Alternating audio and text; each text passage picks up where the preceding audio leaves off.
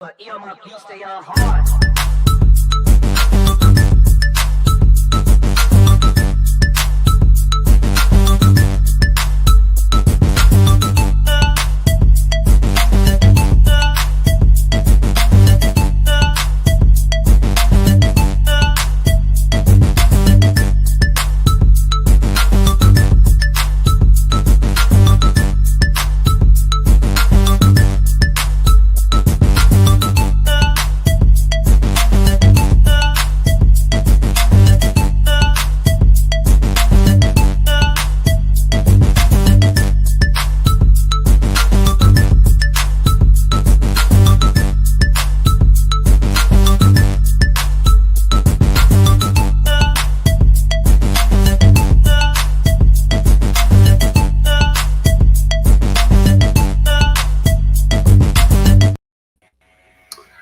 Hello, good evening, and welcome to another live episode of the BCSN SportsWrap. I'm Brian Fulford. That's A.D. Drew. Drew, how you doing tonight? I'm doing fine, guy. I'm doing fine, and I'm gonna save all the chit chat and the small talk and the introductions because we got a special treat for everybody coming up right here at the top of the show. Right. Want to say hello to everybody who took some time out to come in and join us early. We got a special treat for you here coming up. Want to say hello to everybody who's watching wherever and however you're watching us. You might be watching us on the JBN online, my JBN online. That's the Jericho Broadcast Network's YouTube page, or you could be watching us on the Black College Sports Network via X, Instagram, Facebook. I think I got it covered there in all of those many places. So however and wherever you're watching, hello, thanks, and hit the thumbs up button or the like button wherever and however you're watching the show. So, Drew, it is without further, I can't hold it back. Without further ado, because we on this show, we've been doing this for a long time, and we make a lot of friends, and we, hopefully there are no enemies out there, but we make a lot of friends on this show, and it's always cool when you make friends with coaches and good coaches, but especially when you make friends, when you can say a friend of the show is a head coach from a rival school, a rival institution. That's love. And so let me introduce, for the first time in Bethune-Cookman University history, the 2025 Southwestern Athletic Conference regular season baseball champions, head coach and friend of the program, Coach Johnny Hernandez. Coach, congratulations, Coach. Congratulations and welcome back to the show. How you doing, Coach? Hey, I'm doing good, man. I'm humbled, with the words, that Brian you had, and definitely, this friendship has grown throughout, the last couple of years, and I'm a big supporter of what you guys do, not only on Sundays, but what Doc and Charles Bishop and the team does on Tuesday and Thursday nights. I tune in, not on Facebook because I can't give it away that I'm watching. I watch it on YouTube, but man, I've seen this thing grow for the last couple of years, and I'm just so humbled by those words, man. And thank you for everything that you guys do covering HBCU sports and baseball. Because not a lot of people do that, and you guys do a really good job of going in depth with everything. So glad to call you guys friends, and might as well just be families, at the end of the day. Definitely, we can't be family until after Sundays. Once we get off of this podcast, we gonna, much respect. First of all, much respect to you and your program. But once we end this podcast, I gotta wear my orange and green pride. It's when we go heads up. Now, quietly kept, Brian, I am kind of going for the state of Florida. We got to root for the state of Florida. Just so I could piss off the rest of the SWAC. Exactly. But Florida versus everybody, Coach. Florida versus everybody. Listen, man, at the end of the day, we can only, control what we can, and our guys have done a really good job the entire year. Our assistant coaches, the coaching staff has done a phenomenal job with our student athletes, and the support that we have from our administration is second to none, so this is not possible, without the support of everybody. And there's a lot of people behind the scenes that don't get a lot of credit, but, this is a total team effort. Coach, talk a little bit about that, the emotions of, look, Texas Southern, you guys took it all the way to the last day, needing that one win on Sunday to clinch. But talk a little bit about the emotions when you look at that picture and you see those young men that have been in the program and you guys have been grinding. You guys have been like right there on the edge of winning a championship, whether it be a regular season or the conference tournament, and to look at the expressions and to see, hey, we got the job done. We got it done. What kind of thoughts and emotions went through your mind in that moment? Just everything. And when I talked to the team, post game, this all started with each and every one of those guys, entrusting us and our university with their not only athletic career, but with their academic career, and the work that, we've been able to put in together for the last, 6, 7, 8 months, kind of came to fruition. And this was one of our goals that we set out for this year. We wanted to end the regular season over 500. We wanted to get to 30 wins, before the postseason. One of our goals was to lock up the number 1 seed as we head into the SWAC tournament next week. And just very happy, very proud of again, the work that our student athletes were able to do, and just trusting the process. And you're right, it took, the last game of the season to be able to determine who the number 1 seed is. And, I'm so fortunate and glad that we were able to get away from divisions and play the season how we did. If you look at it, for us in particular, it seems like we've been playing playoff baseball for the last 4 or 5 weeks, starting off with that FAMU series a couple of weeks ago in Sanford. So kudos to the SWAC for the way that everything, finished off, and how the schedule kind of worked out. And you couldn't ask for anything better to play for something on the final day of the regular season. Mm-hmm. Go ahead, Drew. Coach, you already mentioned that you love the new regular season format. Now let's fast forward. Let's talk about the postseason format. First of all, in an oddity that only the schedule makers could have this figured out, we will play Texas Southern for the 4th consecutive time to open up the tournament. That's number 1. And then number 2, we're going to see some matchups on day 1 that we have not seen in the tournament, because it's always been East versus West on day 1. Now there will be some East, West type matchups in the tournament. So just in general, just talk about the format, the seeding, and how you like the way the 2 brackets are broken up this year. I think that the bracket's going to show a lot of parity within the conference, to be honest with you. The only thing that we're worried about is, we have to focus, on Texas Southern for Wednesday, and then whatever happens after, it is what it is. But we can't worry about what anybody else is doing, or what the bracket may look like or not look like, or speculate what will happen, can happen. For us, again, it's just worry about what Bethune-Cookman is going to do. We have to be able to execute. We have to do what we need to do. And like we mentioned, right, we just came off playing a series against Texas Southern, where in years past, that series was something that, was not going to be seen until you get to the conference tournament. So, I like the fact that we're able to finish off with them. Just like them, they're able to see some things maybe, that they can use against us, and vice versa. So, again, we're just worried about, Texas Southern. It's going to be an early game. It's a 9 o'clock game. It is what it is. There's no excuses. It's going to be an early wake up call. It's going to be a 5:30 wake up call. And this is something that we're not, it's not that we're not used to, but we went through this last year. If you remember, last year we were at the 9 a.m. bracket also. So I think that works as an advantage to us because we know what the routine is. Once we knew that we locked up the number 1 seed, it was call the hotel, set up breakfast 6 a.m., 6:30 we're leaving. Like, we have our routine down packed from the experience that we had last year. So I think that this is going to be a really competitive tournament, like I've said in years past, and I'm just looking forward. All right. Also, Coach, first of all, if you guys haven't figured it out, Coach is actually on the road. They are heading to Birmingham right now. Where y'all eating at right now, Coach? What city are you in? We're now in Columbus, Georgia, if I'm not mistaken, and just had a scatter stop. Some of the guys went to Chipotle, some guys went to Outback.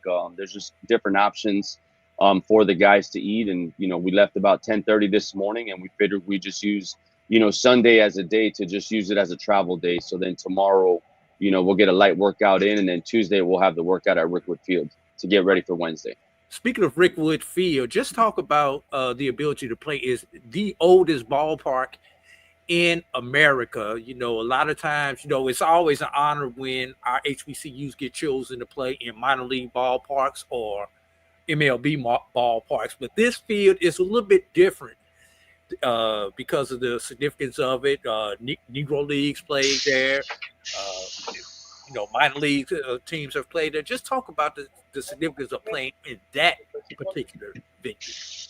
Yeah, I think the mystique and the nostalgia of the ballpark is going to bring an added atmosphere, to the SWAC Baseball Tournament. So, we're fortunate where, we play our home games at Jackie Robinson Ballpark, and we spent some time at historic Sanford Stadium. So, our program is not is accustomed to playing in significant ballparks, man. And, I'm a big guy for history, especially in baseball. And, just the fact that our program is being able to have an opportunity to play at Rickwood Field and share the history with our student athletes here at Bethune, I think is second to none. And yes, we're going to be there for baseball, but I think that, it'll be a disservice to our program and our student athletes if I don't talk to them about the rich history that's been there at Rickwood Field. So that's something that I'm going to make it a point for our guys to understand that. Last question. Will you guys get a chance to get to the Southern Baseball Museum while you're in town? That's going to be a plan, man. Business trip. Yeah, well, I mean, it's a business trip, but at the end of the day, we have to take into account, right? We play at 9 o'clock in the morning, and we have the whole day, to kind of see what we want to do. So I think if it matches up, that's something that I definitely want to do. If I can't take the whole team because they're resting, then I brought my son, on this trip with us to Birmingham. So it's something that we'll take some father-son time and head down there. All right, go ahead, Brian. Hey, Coach, I'm going to be the first one to say it. I don't know. I don't have a vote, but if I had a vote, I'd nominate you for SWAC Coach of the Year. You should get it. I say that with all love. And, I think you guys have showed with the 33-21 overall record, 24-5 conference record, definitely a worthy of the honor. But I want to talk, as we talk about postseason awards, young man Daniel Figueroa finished the regular season now in conference games with a batting average of .519, on-base percentage leading the SWAC at 600. And again, these are conference games. Talk a little bit about Daniel and what he has meant to this team. I'm sure there are plenty of players that are worthy of honors, and hopefully it comes through for you guys. But talk a little bit about Daniel, as he will be, I think, in the running for SWAC Hitter of the Year or SWAC Player of the Year. Yeah, he's been good. He's a senior. He's been here for 2 years. Junior college transfer, and he's one of these quiet dudes, man, that just leads by example. Doesn't really lead with his words, and there's a situation for him, and just like that, there's a plethora of players that are able to acquire those awards in the postseason. But again, that's up to head coaches, SIDs. That's far beyond my control. So for our guys, it's a situation for them to be recognized, and hopefully they do with the amount of work that they've been able to put out. But he's been with us for 2 years, and he's a guy that we're excited about moving forward. And then on the bump, I had a chance to witness how good your starting pitchers are. And there's you got a nice 1, 2, 3. Might even have a few other guys that you've tucked away, ready for the tournament. But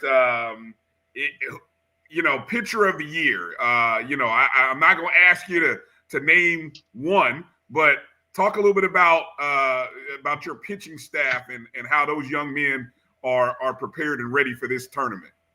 No, I mean, it goes with everything, right? I think, in my opinion, if you look at what, and I'm just moving around here real quick, some guys are getting on. So, no, you're good. You're good. Yeah. No, man, in a tournament like this, it's going to come down to pitching. How many times have we been through this tournament where there's a surprise pitching performance, right? You have to be able to get quality arms, experience throughout the entire season to be able to have an opportunity at the championship at the end of the day. So, if you look at it too with us, with Tanner Bocabello, who, arguably before the injury at UAPB was in the running or a candidate alongside, Granger from FAMU for pitcher of the year candidates, both of those guys, it opened the door for some other guys to get opportunities and to step up in times where we needed to. And, the entire pitching staff has done a really good job of stabilizing what we want to do and what we want to try and accomplish. But at the end of it, you have to pitch, you have to defend, and again, once you start getting into day 2, day 3, maybe even day 4 of the tournament, you're going to have to rely, whether it's on your midweek starter, whether it's a long reliever, or whether it's a guy that maybe, statistically the numbers aren't good, but he has enough experience against quality opponents out of conference that are going to be able to serve him well during the SWAC conference tournament. Right. One last question here from me, and then I'll give it to Drew. Now, we saw the use of challenges in the softball tournament be a very big thing. In fact, it was the final call that decided the championship. Now, I'm assuming replay will come into play again for the baseball tournament. And given the fact that it's not in use during the regular season, what are your thoughts on the use of replay? And, are you already in a strategy mode, or do you have that experience from the previous tournaments to kind of lean on? I think one of the things that instant replay is something that us as a conference within, the head coaches in baseball, we should make it, a situation where we have access to instant replay, right? Because we use instant replay, not in conference, because not all of us have it, or I don't think anyone has it to my recollection outside of maybe one program. But when we play our out of conference Division-I games, whether we go to Florida, Miami, Florida State, Stetson, all the schools, at least in Florida, that we have been able to play against, there is replay available. So we're very, very well versed in the rules and how we can use it. You don't want to burn them too early, right? Because you don't want to be in a situation where in the 7th inning, you may need to use it and, you burned it early. But I think it is. I think that that's vital. And I think that it's great for the game to have instant replay. If you feel that, maybe the call was wrong and you saw something different, it just allows, not to say that the umpires do a bad job, but if there is a bang play, it gives us an opportunity to go back to replay. Gotcha. Go ahead, Drew. Last question that I have for you. We can get you out of here on this one, Coach. Bethune-Cookman wins the 2025 SWAC Baseball Tournament if everything goes our way.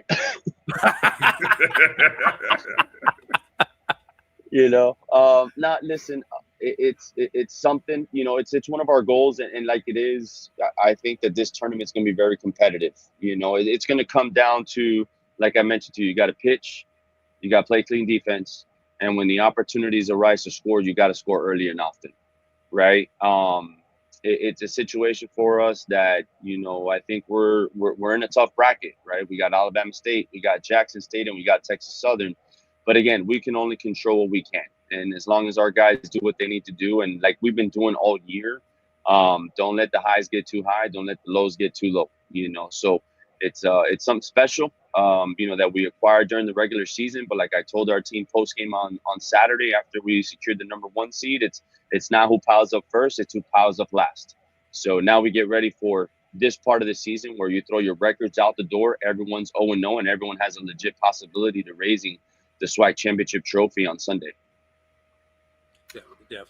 Well, I plan on being there Wednesday morning, Coach, to watch you guys play. Depending on traffic will depend on if I actually get there for opening pitch. You know, I'm coming out of Atlanta, so you know how the traffic coming out of Atlanta is. But I definitely plan on being there for your game, along with the FAMU game. You know, let's go state of Florida. So, all right. So again, first pitch, the first game of the tournament. Again, Bethune-Cookman, the number 1 seed versus the number 8 seed Texas Southern. Two teams very familiar with each other as they just played this past weekend in a very tightly contested 3-game series. It is 9 a.m. Central, 10 a.m. Eastern.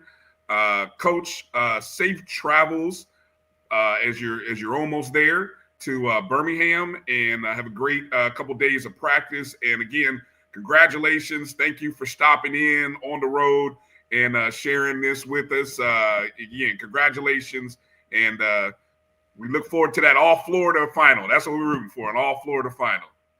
Nah, I appreciate you guys, man. Anytime, you know, that we're able to talk about our program here, especially with, you know, 2 Rattlers, right? It's always a good thing. But no, man, I sincerely appreciate your friendship, both of you guys, and, you know, the support that you guys have. And looking forward to seeing you guys in Birmingham. And, you know, if there's anything that I can do for you guys, I'm a phone call away. So thank you very much. And I appreciate everything you guys do, especially during the baseball season, covering the baseball season how it should be. Thank you very much. Appreciate you, Coach. Take care, Coach.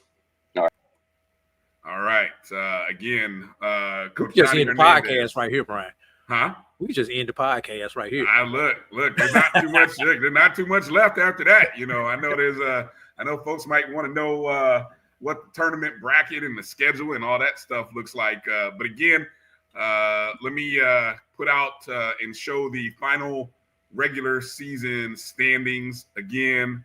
Bethune-Cookman with a half-game win. Of course, they were 1 game short that they didn't play. So essentially, they needed to win their final game of the season against Texas Southern. Texas Southern won the first game of that 3-game series. I'm ignoring EA. Won the first game. What was the score of game number 1? Game number 1. It was like 8-5. Hold on, I'm pulling it up now.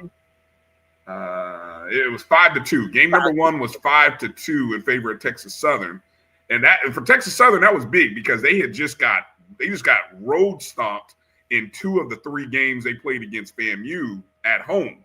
So to travel and get a win on game number 1 was huge for them. And if I remember right, Texas Southern had lost like at least 6 in a row. They had been swept in their last 2 series. Coming into Bethune. I don't know how far back they were on a bit of a losing streak. I mean, you see them in the standings coming in at 8, and I mean they needed every bit of a break to make it in as the 8 seed because they were going in the wrong direction. And game number 2, Bethune's bats woke up. They defeated Texas Southern 16-4, which then, of course, with Florida A&M playing Alcorn and winning and sweeping that series, expected to sweep that series, it really meant that Texas Southern Bethune needed to win the last game of the series. And I'm telling you, it was a close game. Final score 10-8. It did. I think Texas Southern got a run or an insurance run there at the end of the 7th or 8th inning to hold on to that. So congratulations. They end up winning it by half a game in essence. As you can see, the 3 seed ends up being Alabama State as they solidly take care of business in their final series. I forgot, who did Alabama State play in their final series? Valley, I believe, wasn't it? They ended up sweeping, though, whoever it was. I know it may have been. Hold on, I'm pulling it up now. Let's see. Final series. Oh, Prairie View. That's right. Prairie View. And that essentially knocked Prairie View from I can't recall if Prairie View was 9 going in. They or, were. They were. I'd have to go back and look It, at it flipped it. I believe Prairie View was ahead of Texas Southern. But what was interesting about that, Brian, was the fact that despite Prairie View's record, if they wind up flipping that around and getting one game and wind up 14-13, by win percentage, they are in ahead of Texas Southern, despite having fewer wins. Yeah, that's so thank you. G. Boone says they were tied for 7th going into the series with Alabama State. Ended up losing all 3 and missing the tournament. And I think that would have one win actually puts them ahead of Southern percentage wise. Right. UAPB comes in as the 4 seed, 17-9 conference record, winners of 5 in a row coming in. Let me see. UAPB's final weekend series was against Alabama A&M, which they swept Alabama A&M. I think they may have even moved up from the 5 to the 4, if I'm not mistaken. Which they flipped spots with Grambling. You're right. They flipped spots. Grambling, of course, you can see is the 5. They won 2 of 3 in their final series, finishing 18-11. Jackson State won 2 of 3 to close the season out, I believe, against Southern. They finish as the 6th seed. The 7th seed is Southern, who won, I think Southern won the opening game of that series. If I'm not mistaken, I'm looking now. I think it was the other one. Jackson won the opening game. I remember right. Well, you might be right. Actually, one of the games was canceled, so you didn't get a full 3-game series between Jackson State and Southern. So essentially, Jackson State won the 2 games.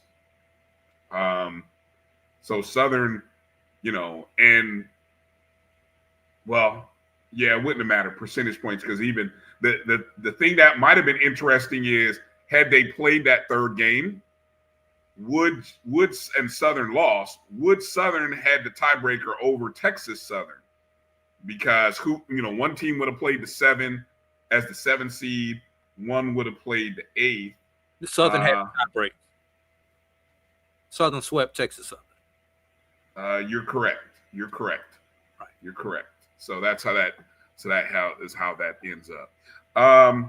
And Brian, also, it should be noted that come Saturday morning, everything was wrapped up except position number 1 in the tournament. Correct. Okay, good point. Teams were already locked in to their positions when they played on Saturday. Right. Let's take a look at the bracket format. Now, it's interesting to note now, unlike the softball tournament, again, we have to point this out. This is unlike the softball tournament. Okay, the softball tournament is sort of 8 teams, and you kind of play from 8 to 4 to 2, and when you lose, you fall into a loser's bracket, right? I can break this down for you real simple, Brian. Well, I mean, I'm just comparing it. I'm just starting off by by letting people know it's different. Yes. And as you can see, there's a bracket A, and then you'll see there's a bracket B. Yeah. Okay, so I don't know what. Go ahead. I don't know what you were going to say, but go ahead. The SWAC Baseball Tournament is 2 4-team, a double elimination tournament. 2 4-team double elimination tournament, unlike softball, which is a single 8-team elimination tournament. So with the 2 4-team double elimination tournaments, the 2 winners come out and play on Sunday in a winner take all. Right. And just for clarification, so that everybody understands, In baseball, unlike softball, there is an 80% rule. Softball Meaning, has 100%. right. Meaning in baseball that you only have to technically play 80% of the games, which in a 30-game regular season, that's 24 games. Correct. Once you've reached the 24-game mark, everything is decided by win percentage. So again, why that win percentage matters. And if you caught Dr. Cavill's show either Tuesday or probably Thursday. It was both days. Okay. He did a great job of breaking down how the final weekend and the percentages would matter. And that's why the last game of the regular season mattered. Because without that 30th game for Bethune-Cookman, which I believe, I don't know who was, I can't recall who. They got rained out. It was who? Last weekend, they got rained out on Sunday. Right. So they technically, by win percentages, were a half a game either ahead or short. So that's why they needed to win. So even though Florida A&M and Bethune both had 24 wins, they needed. Now, in the case of Bethune had played, let's just for EA's purposes, because I know, even though I know you guys don't want me to explain it to EA, he may not be the only one that doesn't understand this. If Bethune and FAMU's record were both tied at 24-6, Bethune had the tiebreaker. Yes. By virtue of sweeping FAMU during the regular season. So this was sort of the oddity where, Drew, it benefited FAMU. It benefited FAMU, right? That Bethune was a game short. Right. Because a loss. Because a loss would have given them the regular season. A day earlier. A day earlier, right. Yes. Right. It actually made it come down to Sunday. Because if that series plays out, Bethune only needed one game of the final three instead of two games of the final three because they were one game short. Right. All right, let's get into the brackets because, again, it's fascinating, I think. Now, one thing that Drew noted, and he pointed this out, normally when you have an 8-team tournament, break down what we traditionally see when we see an 18 tournament, Drew. How's the seeding usually go? In that A bracket, you have no. Just what when we normally see an 18 tournament, you see 1 versus 8, so and so versus so and so, 2 versus 7. Well, 1 versus 8, and then 4 versus 5 on the line below them. Right. So the winners of those 2 games would meet in the next round. Right, and then on the other half, you would have 4 and 5. I mean, you would have 3 and 6. Right. And then 2 and 7, and then those 2 winners play each other. Right. So this is different. This is different. Again, so you get the 1 versus 8, and this is Drew. We were talking offline, and we were debating on, in that old format, you kind of have a benefit being the 1 seed, right? Because you're playing you're playing the weaker teams throughout. Right, you're playing the 8 and the 4-5. Yes. Well, this format where you have the 1 and 8 and the 3 and 6, and then you have on the other side the 2 and 7 and the 4 and 5 is really. It'll be interesting. We can debate. Does putting the 4 and 5 matchup on the same side with the 2 and 7 create more of an equitable format where there is no quote unquote real advantage? Of course, until they play the games, there's no real advantage being the 1 seed. Am I? Which brings up the question: why play for the number 1? Because in theory, you go through the marathon to finish at the number 1 position so that you can have some type of advantage, be it seeding, be it time slot, be it something. And this is something that I have an issue with the SWAC basketball, SWAC softball, and SWAC baseball tournaments, is that there is no advantage of finishing number one. I don't disagree, because you're playing at 9 a.m. Now, Coach Hernandez won't complain about it, at least not publicly, to us or to any other media that asks. And he won't make an excuse. He won't make an excuse. No, he won't make an excuse. But I would imagine you being the 1 seed, where's the advantage of being the 1? The only advantage is if you win the first game, you get maximum rest. You get an extra 5 hours from your first start time to your next. So I don't know. That's kind of interesting that the conference wouldn't make the lower seeded teams play the first games of the morning, which again, the game times, you have 9 a.m., noon, 3 p.m., and 6 p.m. Okay. And so you would think that the 1s and 2s would get the 3 p.m. and the 6 p.m. time slots. That's, but whatever. It is what it is. And let's take this one step further, Uh-huh. which really lets you know, and if the SWAC is, I won't say not caring, but they had this thing, and you fail where you fail, because logically, you would want that Bethune-Cookman and that bracket A to be that 12-6 slot. Why is the other reason, outside of that number 1 seed playing at 12 o'clock?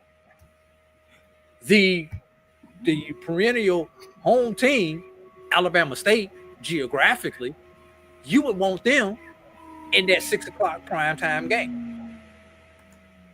If you are looking at ticket sales.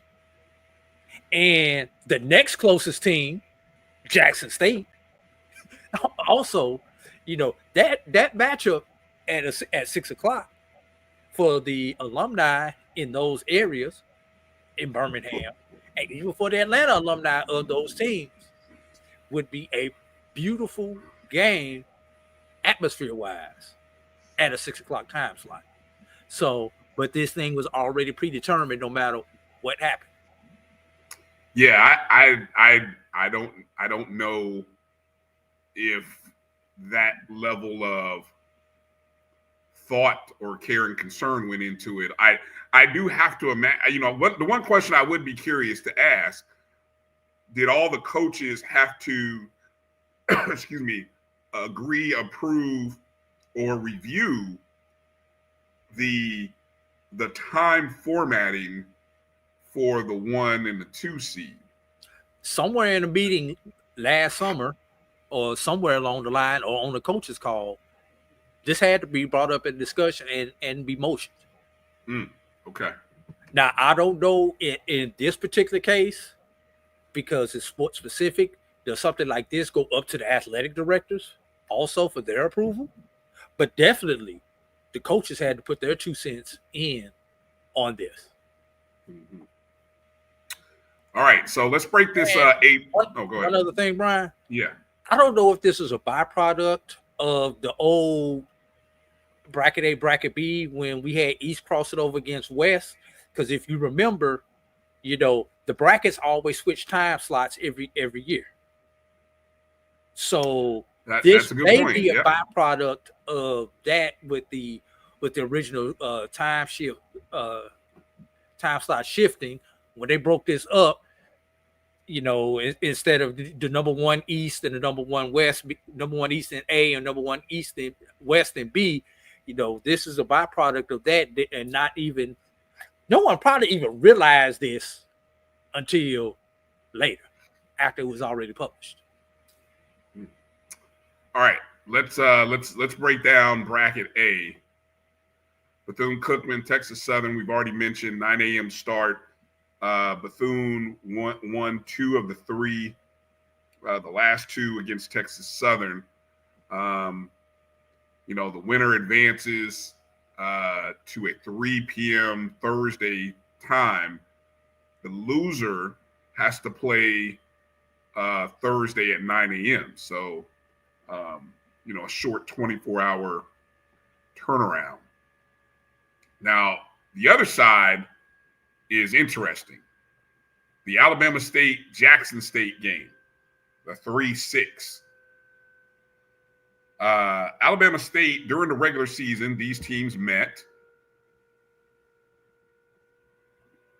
Alabama State won 2 of the 3, winning the first 2 games by a score of 6-3 and 4-2.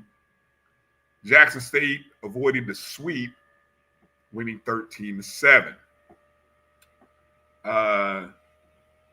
Jackson State coming in to the tournament, of course, winning the 2 games against Southern, so a 2-game win streak.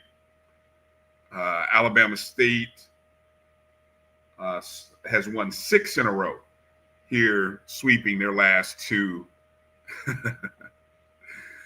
Sweeping their last 2. Now, the thing that I saw in this, Drew, if you lose this game, you're coming back with less than 24 hours because you play in an elimination game at 9 a.m.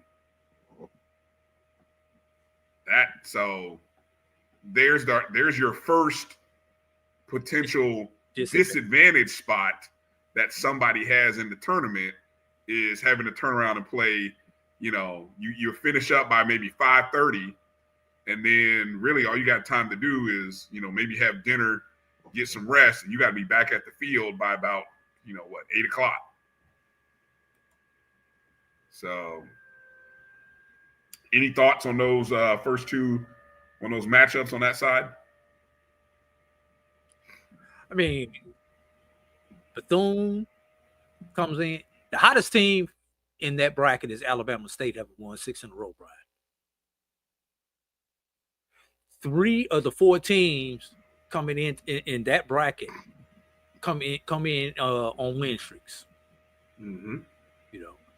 And obviously we've got Texas Southern and Bethune, who will play each other for the 4th consecutive time. That's going to be interesting there, Brian. Playing 4 consecutive times. Yeah. And just in case you're thinking about what the next, if you were to go off of the statistical model of, wins during the regular season, if you end up with a matchup between former East Division rivals, Bethune and Alabama State, it's Bethune who swept Alabama State during the regular season, but they were relatively all close games. 10-9,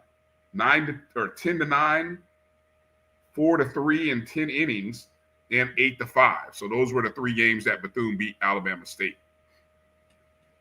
So, not discounting, Jackson State's ability to pull off a win. Let me see if let me look at that. Let me see. If Bethune and Jackson State were to play, Bethune defeated Jackson State 2 of the 3 games, lost the first game of the series 13-2, then turned around and won 9-5 and 15-7. So just in case you wondered about that. And then, of course, as the bracket goes, the 2 losers of game 1, somebody will be eliminated by noon Central Time. And the winner of that game will play the loser of the next game, which is, as you can follow along. And yeah, so, essentially, if you can win 3, let me see, what is it? If you can win 3 straight games, you're in the championship game. Is that how that works?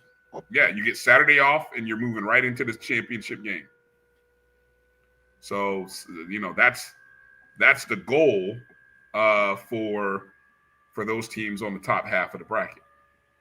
Brian, I have since expansion.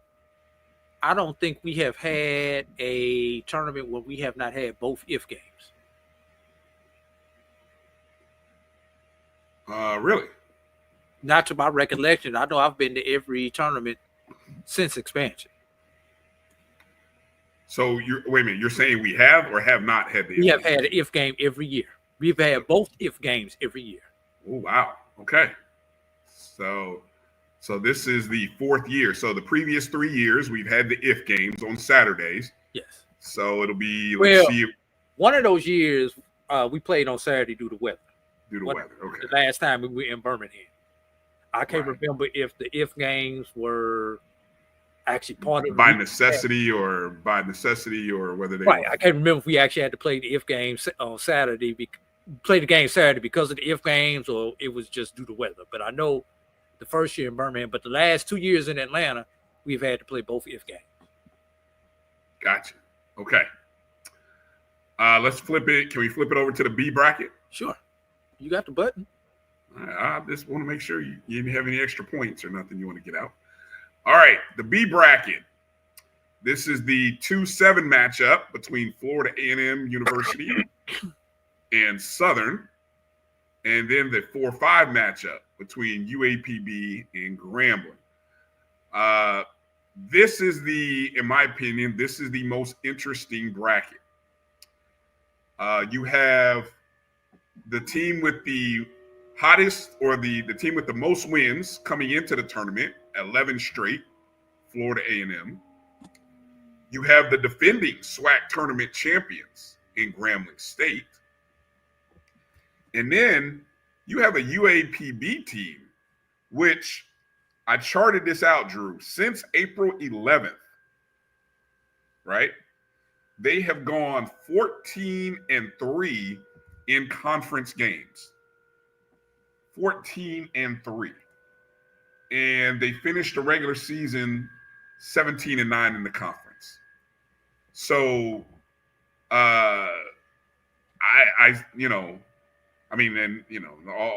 Southern is the team that they're coming in. Southern having lost two in a row. Yeah, but Southern has always been the tournament killers. Yeah, I guess they have, but I tell you, if they did it this year, I mean, that might be shocking to a lot of people. I think even Carlos Brown would be shocked if Southern was a tournament killer this year. All right, let's get into these matchups. FAMU and Southern is the one series that neither team had. Obviously, you played 10 of 11 opponents in the SWAC. This was the one that did not happen this year. And so it only seems fitting that you get it in the opening game of the tournament. So you don't have any records or anything to kind of go on in this. I don't know. Let me see. They didn't play last year because, of course, last year we were in divisions. I think didn't they play in like the Dawson or something like that last year? They played early non-conference. Hold on, they may have played this year. Let me pull up the schedule. Did they play?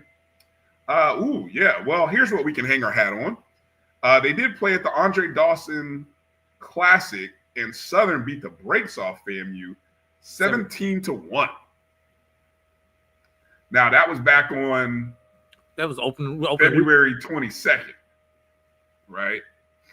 And I think we even saw Southern back in February, back when Southern played in the Cactus Jack. And, let me see if Southern was putting up runs. Yeah, they were putting up runs in the beginning of the season. I mean, they scored 8 on Texas Southern. They scored 10 in a loss against Grambling. And then they put 12 up against Prairie View in a win.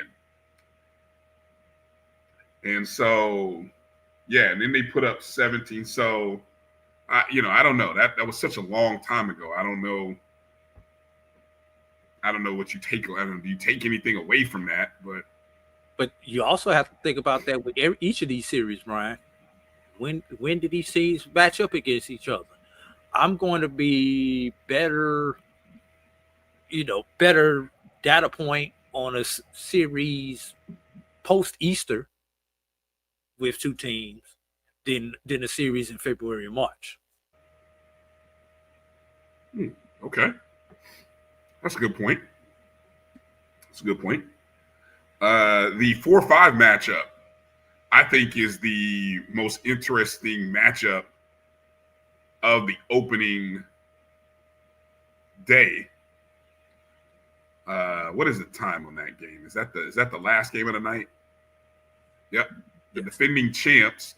That could also be a factor, Drew. Did the defending champs get the 6 p.m. time slot? I don't think that was by design. Okay. Well, interesting to note. But UAPB, who had not been in the SWAC tournament since 2019, this is the first time in like 5 years, 5 or 6 seasons in which they have been in the SWAC baseball tournament. So they have been kind of in a wasteland trying to figure it all out, and all of a sudden they have. So I think they'll be an interesting team. And, of course, Grambling, the defending champs. Grambling won 2 of the 3 games in the series. Grambling lost game 1, 6-2. Then they won game 2, 8-3, and then won the rubber match 7-5. And to answer your question about when they played,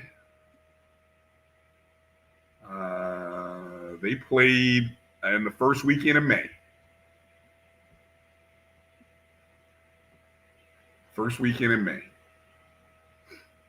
So, actually, Grambling is the only team. I mentioned that UAPB was 14-3 since April 11th. 2 of those losses came to Grambling.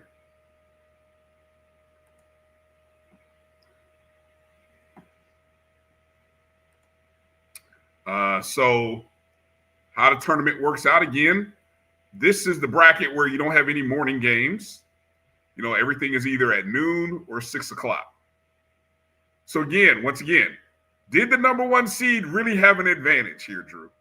The number 1 seed playing in the mornings or the early afternoon versus the 2 seed getting the midday or evening matchup? You've already heard my opinion. I'm just putting it out there. We'll let Wildcat Nation complain to the SWAC all they want. But again, your coach is not gonna make excuses, and those players aren't gonna make excuses. But fans be fans, because I know I would. Any other thoughts here on this bracket? No, I think that's going to do it for me on this particular bracket. Obviously, in that second bracket, we know who the hottest team is in that bracket. Yeah. Yeah. That would be interesting, right? That would be.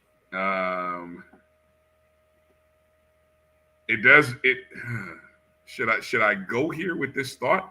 Would you like to see the championship game be a best of 3 series?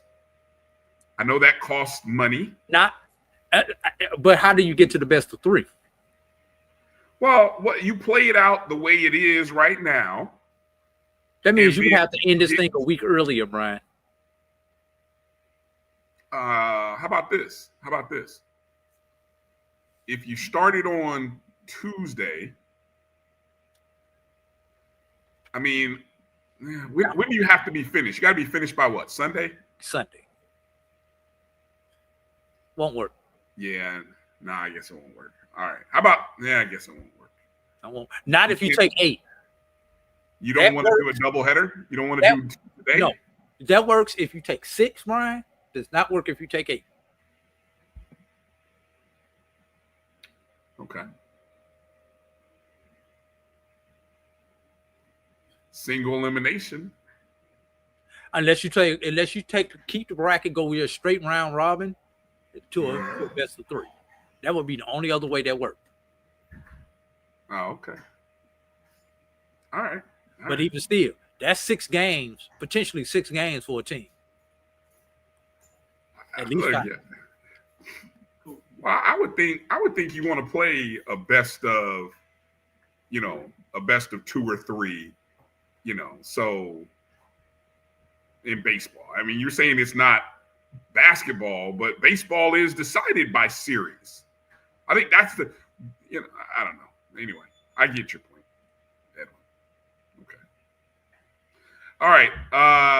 Let's take a break, Drew, as we've kind of spent a good deal of time talking about, SWAC and SWAC baseball. Let's get into some other news and notes here in the next hour.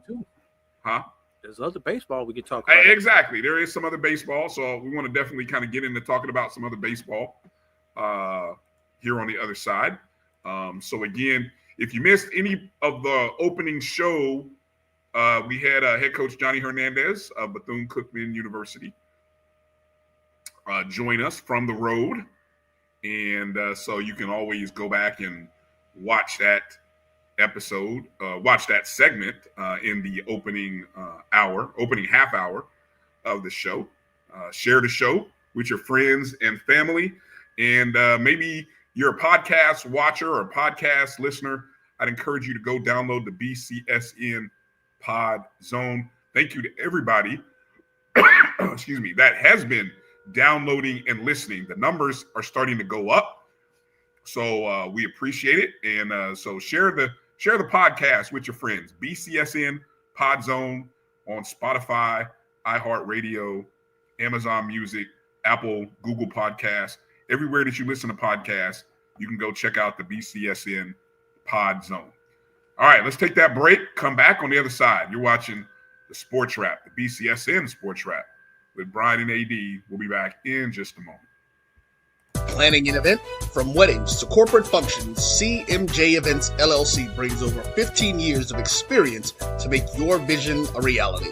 Based in Metro Atlanta and serving statewide, even internationally, we provide versatile event planning and authentic catering cuisines tailored to your needs. Whether it's pre-game meals for student athletes, fundraisers, weddings, corporate functions, CMJ Events LLC is your one-stop solution for exceptional service and unforgettable food. Our diverse culinary heritage means we cater to all cultural tastes, dietary needs, and food restrictions, making every meal uniquely yours. Let's make your next event unforgettable. Visit us on all social media at CMJ Events LLC or email us at cmjeventsllc@gmail.com. Also give us a call at 404-664-3882 so that we can start planning now.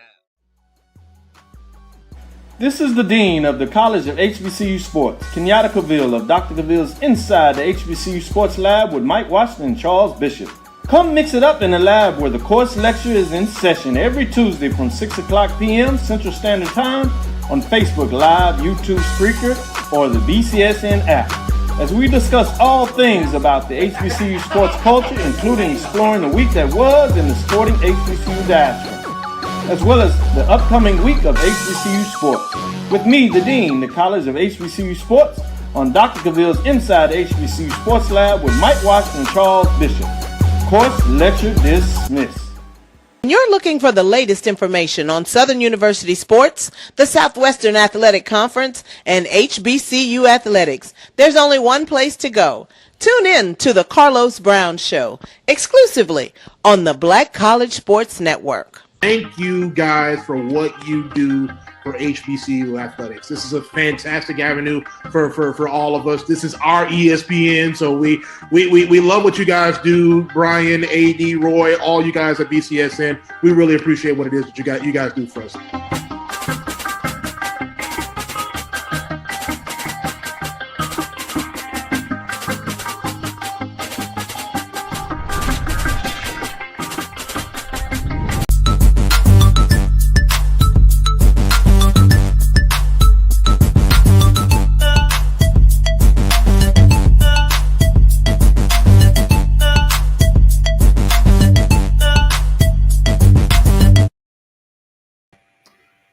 Welcome back to the BCSN Sports Wrap. Bryan and A.D. here. Looks like our Instagram feed just went off. So I don't know. I guess I'll kind of good timing, I guess. For whatever reason, the Instagram feed only lasts for an hour from the BCSN page. But anyway, so hopefully those folks saw and got a chance to see the interview with Coach. Again, do us a favor, hit the thumbs up and the like button, however and wherever you're watching the show. It's greatly appreciated. Any questions from the chats that we might have missed, Drew? Anything that you starred or anything? No, I had nothing that I've hit thus far. All right. Yes, Emmett points out all the games again this year will be on the SWAC digital network. Except the championship game. Okay. What's the championship game going to be on? I believe that's on ESPN. ESPN, okay. Yeah, I think it's on the U, actually. But it may be on Plus. All right. I believe Santoria Black. Yeah, Coach Kador. Coach Kador. What I've been told. I haven't heard whether the other folks like Charles Bishop. Yeah, Bishop will be there. Bishop will be there. I don't know if Simone's going to be. Charles Edmond, any chance he'll be doing? I haven't heard. No. His voice, he might need a break after grinding out during the softball tournament. But Charles is a professional, so I mean, I'm sure he knows how to power through that. Have you looked at, I'm just curious, one last final SWAC thing. Have you looked at any of the postseason or the final statistics for the regular season? I have, but I haven't. I've looked at them as part of my article that I'm working on for Black College Nines, but I've just kind of scribbled and made notes. First question I'm going to ask is, if you're a voter this year, and again, we understand who the voters are, right? The voters are who? The conference commissioners, right? Not the commissioners, but the SIDs and coaches, correct? I don't know if the coaches participate. These things change every sport. Some of them coaches vote, some of them SIDs vote, some of them both vote. So not 100% sure who votes on this. There's two different groups because there's usually like a total of 24. If it's 24, then it's just a matter of which two groups. Then coaches and SIDs vote. Okay. So if it's just 12, it's one or the other. So my question is, which statistics would you look at? You're an SID. Conference statistics in a year in which you play all 30 games, or you play a mix of East and West, former East and West, or are you looking at overall statistics? Usually the rule is, Brian, for these postseason awards, you're only supposed to look at conference-only statistics. Okay. So if I were to look at the hitter of the year, I think it's a two-man race. Let me throw a third name in there. I'll throw a third name in there. But I think there's a clear two. You have a Cardell Thibodeau of Southern. Finished the season third, batting .438. Led the conference in slugging. Third in batting average. Okay. First in slugging percentage, .893. Second in on-base percentage at .552. And his OPS, which is a combination of the on-base and slugging percentage, was first in the league at 1.445. He scored the most runs in conference play, 46. He tied for the most in hits, 53. He was second in RBIs, 51. Let me see. Any other significant statistics? Yeah, those are the main ones in which he okay, so there's Cardell Thibodeau, right? I mentioned Daniel Figueroa when I was talking to, I brought that question up. Daniel Figueroa led the conference in batting average, .519, the only player above 500, 519 batting average in conference games. His slugging percentage, he was not top 10 in slugging percentage. His on-base percentage, though, was first in the league at 600. And he was fifth in on-base and slugging, which is OPS. He was fifth overall. Now, Figueroa, not in the top 10 for runs, not in the top 10 for hits, not in the top runs for RBIs. That's interesting. The other name that you might want to throw or consider, well, it's one of these. I would go Kelton Phillips of Texas Southern. He was second in batting average, 440. Third in on-base percentage. Ninth in OPS. Third in runs scored. Second in hits. And yeah. So I don't know, Drew. As I say all that, I would, if I had a vote, I'd go with Cardell Thibodeau. What are your thoughts?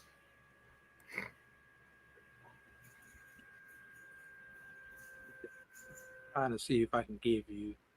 How about Juan Cruz, Alabama State?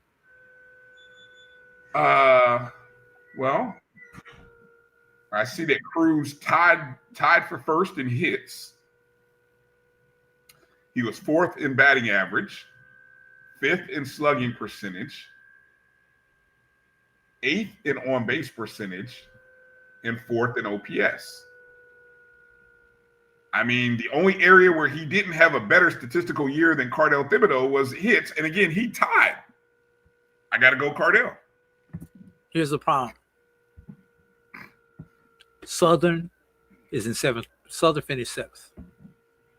Cruz played on third place team.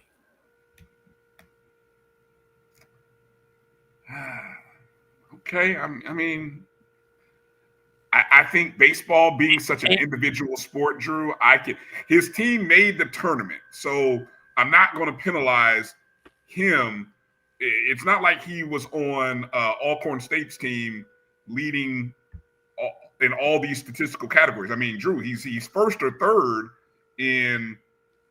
I'm gonna give it to you again in 1, 2, 3, 4, 5, 6, 7.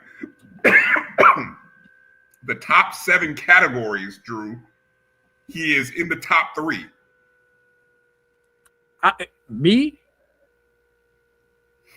Although that is a good year, That's a great year. No, not taking anything away from, but I have to look at best player, best team to see if there is somebody who can compare best player, best team. And already gave you Cruz. Mm-hmm. If you look at FAMU, you've got their own Cruz at CREWS, which if I was looking at FAMU, that would be the person I would look at. But if I look at Bethune, and this may be the problem with Bethune, you gotta split votes. And if I'm Bethune's person who's nominated for Bethune, I don't know who I nominate. Do I nominate Rodriguez or do I nominate Martinez?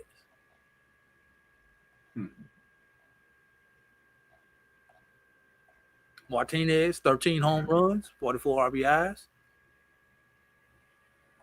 Rodriguez, 392 with 11 home runs. Which one of those would I be the? Who do you nominate with that, Brian? Oh, by the way, Martinez batted 373. Man, can I throw in one other caveat here? Come on. How about in the NCAA, Cardell Thibodeau is third in the nation. In the nation, Drew. I'm looking it up. Looking here. Now, Juan Cruz of Alabama State is 13th in the nation. So, I mean, that's not, so I get the Cruz argument. But third in the nation, Cardell Thibodeau, third in, he's your SWAC MVP. Offensive player of the year. What is it? Offensive player of the year, hitter of the year. And Brian, he's that guy.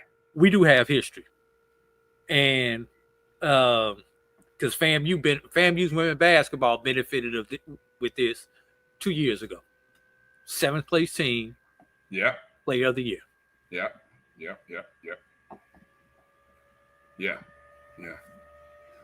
Well, I'd be shocked if call me shocked. Look, as of late, I have been shocked by the voting from the SWAC by the SWAC cabal, but voters. But I would be floored, more floored than what I saw on Friday if Cardell Thibodeau is not your SWAC Player of the Year.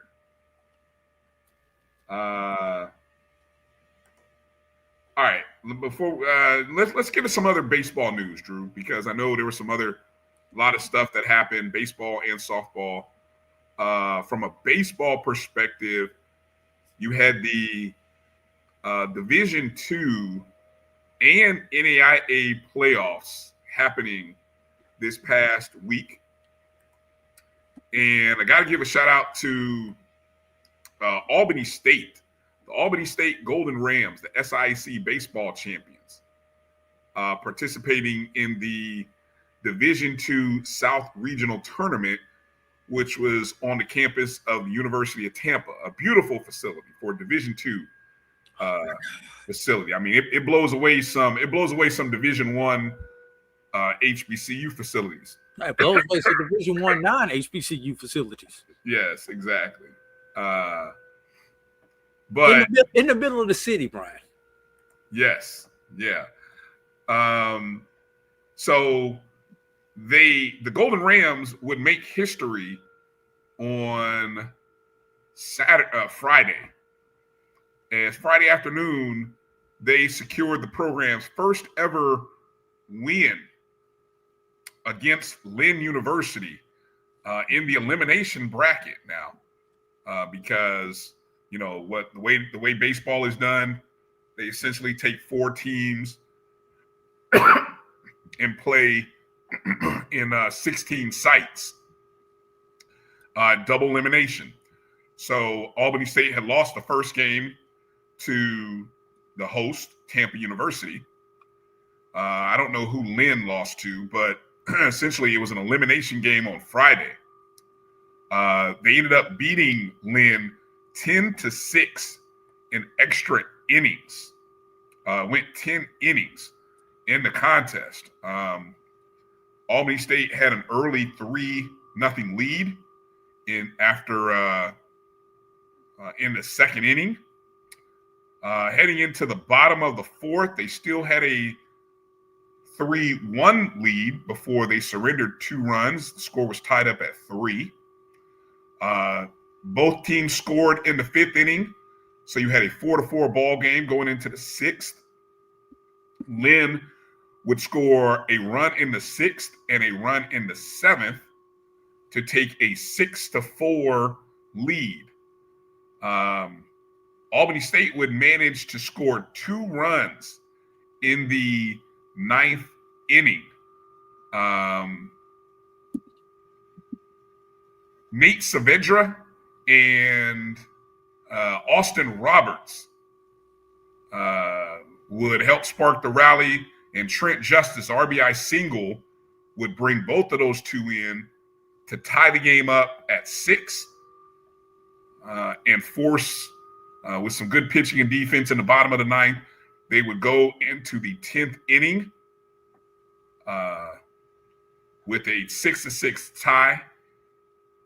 And it would be Roberts who once again delivered with a go-ahead RBI single, followed by Justice, who capped off. He had a 4 RBI day. He had a 2 RBI single, and Albany State would put up 4 runs in the top of the 10th inning and walk away with a 10-6 victory. Again, the program's first victory in the tournament. Sadly, Drew, the dream came to an end. I'm sorry, say that again. And then Saturday happened. And then sadly, it came to an end the next day as Tampa having to play Tampa again. What was the final score on that one when we saw it? Like 20-0? It was 20-0 in the fourth when I looked at it. What was the final? Let me see. Hold on. I wasn't even. I'm on their site, but I'm on that page. Let me see if they put it up there. You may have to go to Tampa to find it. 25-4. Yikes. 25-4. Looked like a spring football game gone bad. Yeah. So Albany State concludes their season 31-22 overall. Of course, what seed again were they in the SIC tournament, Drew? 4. They were the 4 seed. Yes. Okay. All right. Well, look, don't underscore it. Don't underestimate it. It's a major undertaking to go ahead and get that win in the tournament. So that's a good boost for the program. So yes, I mean they suffered a tough defeat at the end, but they had a good run. Congratulations, Albany State. And let's be honest, that's we ran out of pitching run. I guess. Yeah, you guess. How many hits did they give up? I didn't look at the box score. You want me to go look at the box score? I still got the page open. How many hits? How many walks? Oh, jeez. You're going to make me look at the box score. Let me see. 25 runs. Guess how many hits? 16. Higher. 30. 20. 20 hits. 30. Stop it. They had a bad third inning and ninth inning. They gave up 8 runs in the third, 9 runs in the fourth. Yeah. Tough day. Was that game short due to run rules? Or did they have to play out all 9? Looks like it played out all 9. Yeah, that's what I thought. Come regionals, there is no mercy rule.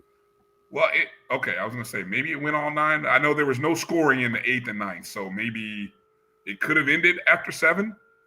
Hit the play-by-play. See if you have any action. Let me see. Nope, it went 9. Yeah. Nope, it did go 9, so it went to full 9. Ooh, that's tough.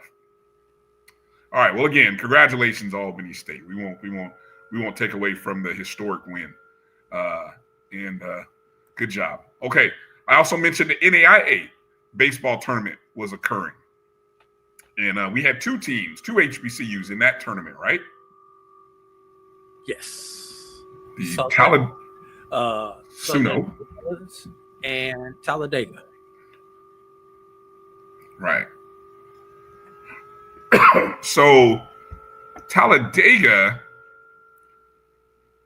their run would start. It actually, let me see. I had it up here in a second. Again, going into the tournament, they had 42 wins in the tournament. Pick up 1. Huh? I said they did pick up 1 on day 1, if I remember correctly. Actually, it was day 2. Okay. Day 2. No, I'm sorry. You're right. They won against St. Xavier University out of Illinois. Won 13-2 in 7 innings. Nice to know the NAIA still uses the mercy rule. Then they took on the number 1 seed, Georgia Gwinnett College. I believe they were the host school. They were. Losing that contest by a score of 6-4. Talladega actually, let me see. No, they weren't. They were never leading in the contest. They cut it to, they got within 2 runs heading into the bottom of the 8th, gave up the 6th run. They did manage to score a run in the 9th, but a little too late. Final score was 6-4. They scored 4 runs on 11 hits, made 3 errors in the contest. And so what that did was it forced an elimination if game against the team that they beat earlier, St. Xavier. And Second time was not a charm.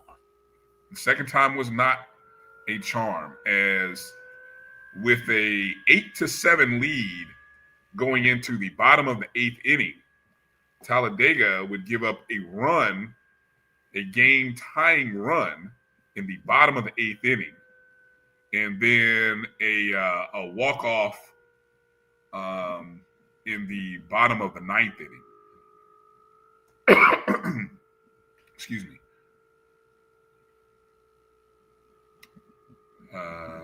Yeah, I was looking at the play-by-play here.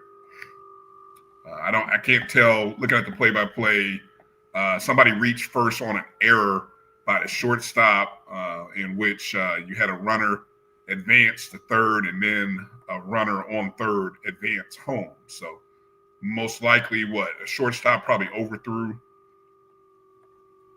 possibly overthrew first base or skipped it,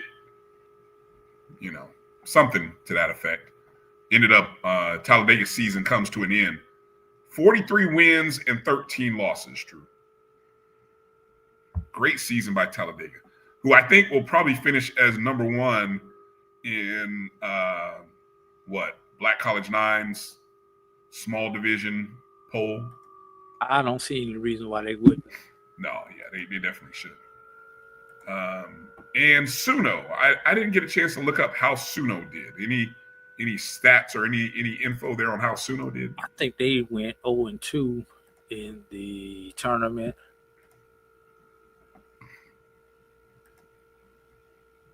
I'm pulling it up right now.